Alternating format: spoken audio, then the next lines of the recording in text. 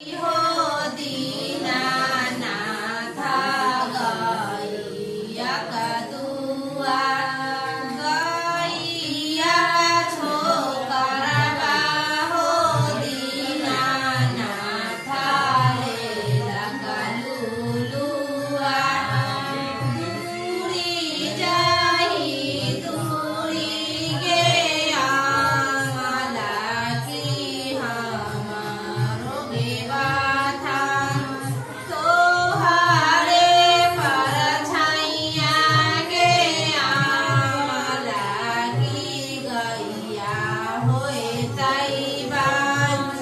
बाजीना छोराइया हो दीनानाथ महाराज नाम धारा सुपवाला बेगलियाई हो दीनानाथ डो मामा के दुआ डो मामा का छोकरबा हो दीनानाथ लेला का लुलुआ दूरी जाही दूरी गे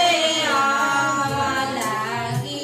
हमारो बेवाथा तोहारे परछाइया गे आमला की डोमिया होए ताई